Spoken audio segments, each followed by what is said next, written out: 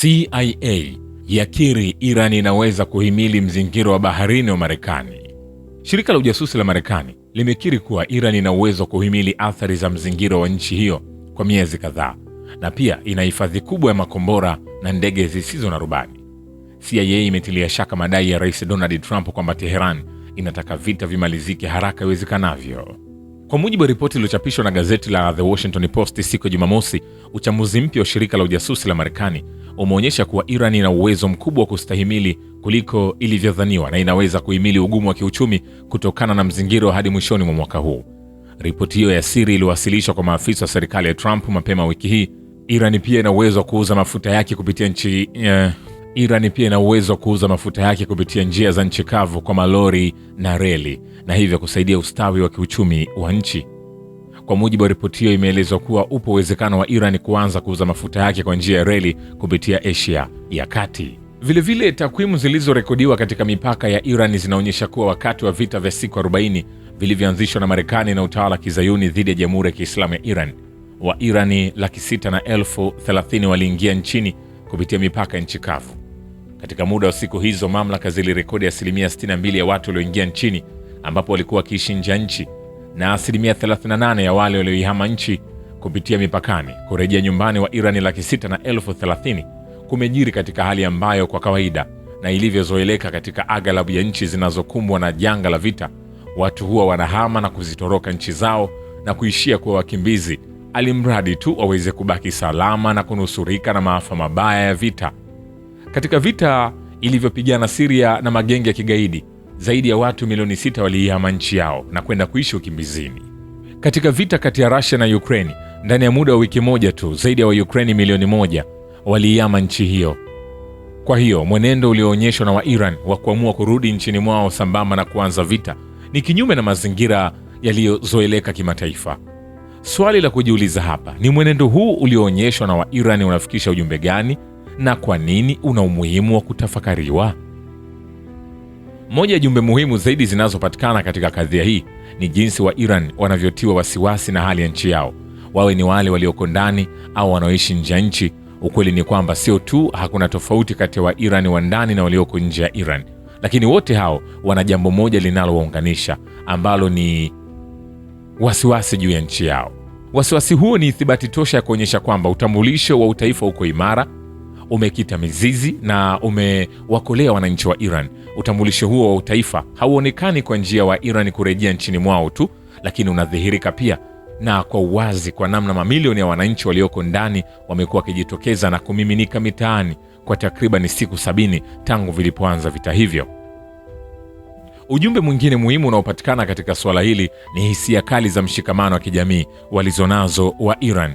Kurejea nchini wakati nchi inaandamwa na vita vikali visivyo na milingano ni ishara mfungamano wa kina ulioko baina ya wananchi, ikiwa vita vitasababisha watu walioko ndani kuharibiwa maisha yao na kubaki bila makazi. Na kama raia walioko nje ya nchi hawataonyesha mjibizo wa kulaani mashambulizi ya mabomu na vita dhidi ya nchi yao, wavamizi hupata uthubutu zaidi wa kuendeleza vita. Kurudi nchini wa Iran waliokuwa wameajiriwa nje inaonyesha kuwa wananchi wao wana wasiwasi mkubwa juu ya hatima ya nchi yao pamoja na maisha na mali za wananchi wenzao. Ujumbe mwingine muhimu ulikuwa ni wa kuonyesha wajibu wa masuala ya pamoja ya kijamii walionayo wananchi wa ndani na nje ya Iran wa kuilinda nchi na kutoa msukumo kwa vikosi vya ulinzi vilivyoko kwenye medani ya vita. Ukweli ni kwamba watu wanaomiminika mabarabarani, wale wanaoitetea nchi yao kupitia mitandao ya kijamii na wale waliokuwa wamehama na sasa wakaamua kurudi nchini, ni kudhihirisha upinzani wao kwa vita vilivyoanzishwa dhidi ya nchi yao. Kwa upande mmoja, wananchi wote hao wanaonyesha jinsi walivyo na imani kamili kwa utendaji wa vikosi vyao vya ulinzi katika kuilinda nchi, na kwa upande mwingine wanasimama bega kwa bega na vikosi hivyo katika kulinda umoja wa ardhi yote ya nchi yao, na hii ndiyo maana hasa na muhimu ya uzalendo. Sifa hii muhimu inaonekana katika nchi nyingine chache tu za eneo la Asia Magharibi.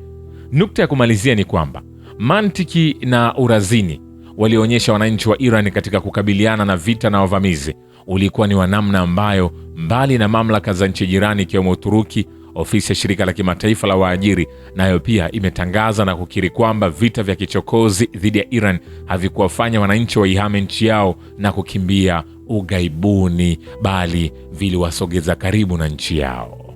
Hii ni kwa Iran. Sijui kwenye mataifa mengine ingekuwaje. Vilevile msemaji wa kamandi ya Hatam al-Anbiya ya majeshi ya Iran amesema kwamba vikosi vya Iran vimetoa jibu la papo hapo na lenye nguvu kufuatia mfululizo wa mashambulizi ya kijeshi ya Marekani kwenye eneo muhimu la mlango bahari la Hormuz pamoja na ukanda wa pwani wa kusini mwa Iran. Kwenye taarifa yake, Kanali Ibrahim Zolfaghar amesema jeshi la kichokozi la kigaidi na lisiloheshimu sheria la Marekani Alhamis liliweza kuvunja makubaliano ya kusitisha mapigano kwa kulenga meli ya mafuta ya Iran. Kwa mujibu wa taarifa hiyo, meli hiyo ya mafuta ilikuwa ikisafiri kutoka maji ya pwani ya Iran katika eneo la Jask ikielekea mlango bahari wa Hormuz wakati iliposhambuliwa. Katika tukio jingine lililotokea karibu wakati huo huo, meli nyingine ya Iran iliripotiwa kushambuliwa ilipokuwa ikiingia katika mlango bahari wa Hormuz mkabala na bandari ya Fujairah katika Falme za Kiarabu. Msemaji huyo aliongeza kuwa sambamba na matukio hayo, vikosi vya Marekani vikishirikiana na baadhi ya nchi za eneo hilo vilianzisha mashambulizi ya anga dhidi ya maeneo ya kiraia katika majimbo ya pwani.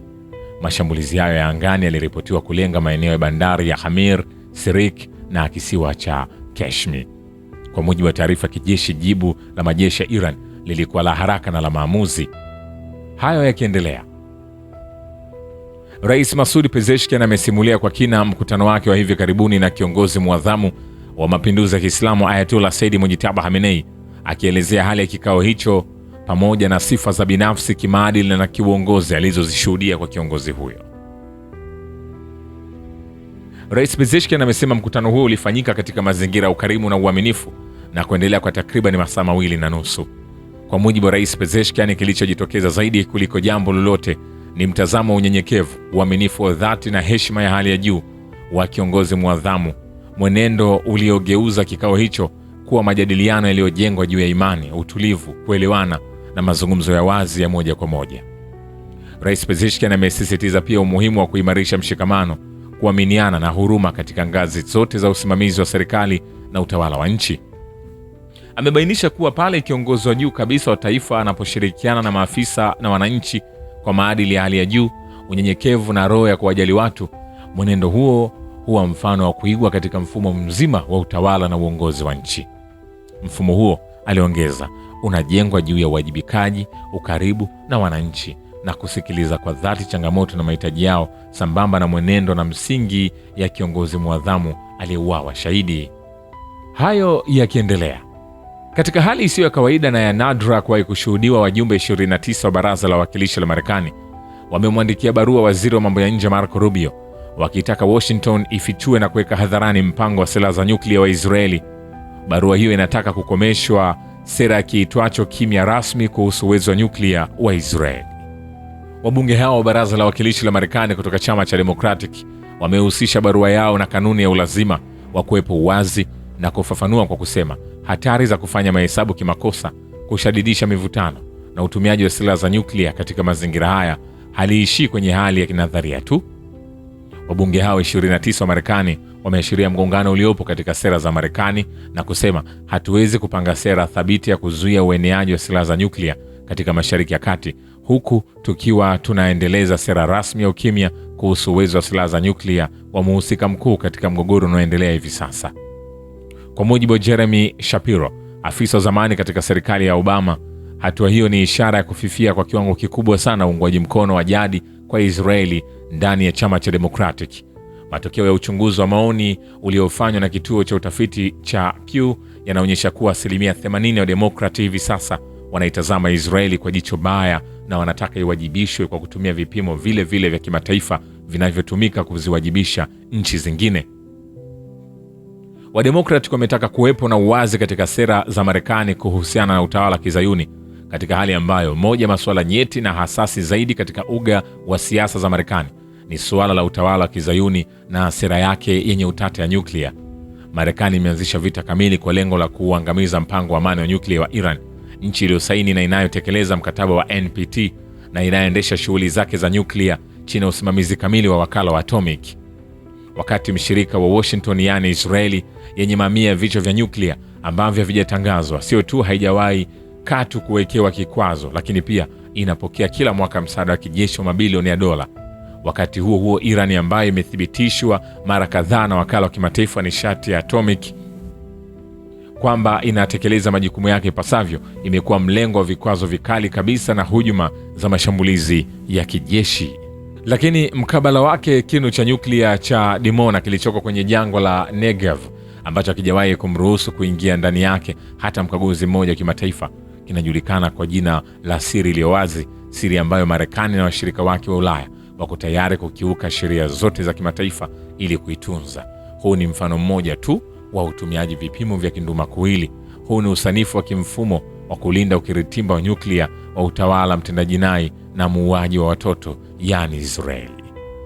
Scott McConnell, mwanasiasa wa mrengo wa kulia nchini Marekani, ametamka kinaga ubaga ukweli ambao ni nadra kusikika huko Washington aliposema, sisi tumepigana vita viwili katika karne hii kwa ajili ya kulinda ukiritimba wa nyuklia wa Israeli. Labda tunaweza angalau kuzungumza kuhusu hilo. Kauli hiyo inaweka hadharani ukweli mchungu wa kwamba doctrine itwayo utata wa nyuklia hivi sasa si sera tu, bali ni uongo mkubwa ambao umegharimu roho za maelfu ya raia nchini Iran, Gaza na Lebanon. Barua ya wajumbe wa chama cha Democratic katika baraza la wawakilishi la Marekani inaibua pia swali la kisheria ambalo Washington imekwepa kulijibu kwa muda wa karibu miongo 6. Kwa mujibu wa kifungu cha marekebisho ya Symington, ni marufuku kutoa msaada wowote wa kiuchumi au kijeshi kwa nchi inayopokea au kuhamisha teknolojia ya urutubishaji wa nyuklia nje ya taratibu za ukaguzi wa kimataifa. Matini ya sheria hii iko wazi kabisa. Hata hivyo, hadi sasa hakuna serikali yoyote ya Marekani, iwe ya Democrat au ya Republican, ambayo imethubutu kufanya uchunguzi kama huo kuhusiana na Israeli. Na ndio maana msaada wa kila mwaka wa dola bilioni 3.8 wa utawala huo wa kizayuni ungali unaendelea kutolewa. Wakati sheria sawa na hizo zimeidhinishwa ili kuiwekea vikwazo Pakistan, maudhui hii ya sheria si suala la kuaibisha tu, bali ya kufedhesha pia. Serikali ya Washington inadharau sheria iliyotungwa na bunge lake yenyewe kwa ajili ya kulinda usalama wa Israeli. Kinachougeuza unafiki na uzandiki huu kutoka kwenye hali ya kashfa ya kisiasa na kuwa tishio dhidi ya uwepo kiuhai ni doctrine ya nyuklia ya Israeli. Ni kwambia hivi, hatujamaliza. Vile Rais wa Jamhuri ya Kiislamu ya Iran, Masoud Pezeshkian, amesema kuwa ukoloni na unyonyaji havitakuwa na nafasi katika dunia ya kesho, akisisitiza tena dhamira ya Iran ya kuendeleza mahusiano ya kirafiki yanayojengwa juu ya kuheshimiana na maslahi ya pamoja. Katika ujumbe alioandika kwenye X siku ya Ijumaa, Pezeshkian alisema, sera ya kudumu ya Jamhuri ya Kiislamu ya Iran ni kupanua uhusiano wa kirafiki kwa kuheshimiana na kwa misingi ya maslahi ya pamoja. Sera ukoloni na unyonyaji haina nafasi katika dunia ya baadaye. Rais Pezeshkian amesisitiza kuwa utambulisho wa Iran umetokana na uvumilivu pamoja na kusimama kidete dhidi ya dhuluma. Ameongeza kuwa kama ambavyo uvumilivu umejikita katika tamaduni za watu wetu, mapambano dhidi ya dhuluma yamekuwa yakimulika katika historia ya ardhi hii, huku akisisitiza kuwa utambulisho huu utaendelea kuinua juu jina la Iran. Ujumbe huu unakuja wakati Iran imeweza kustahimili vita viwili vya kichokozi vya Marekani na utawala wa Israeli kwenye kipindi cha mwaka uliopita. Mashambulio ya karibuni yaliyoanzishwa tarehe 28 Februari kupitia mauaji ya maofisa wa ngazi za juu na makamanda ya kijeshi wa Iran yameua zaidi ya Wairani 3,000 na kuharibu miundombinu ya kiraia kwenye maeneo mbalimbali nchini humo. Vile Rais wa Marekani Donald Trump amesema kwamba Marekani inaweza kuanza tena operesheni ya mradi wa Uhuru ili kupanga usafiri wa meli kupitia mlango bahari wa Hormuz ikiwa hakuna maendeleo katika mazungumzo na Iran. Shukran kwa babu kivita na historia ya dunia.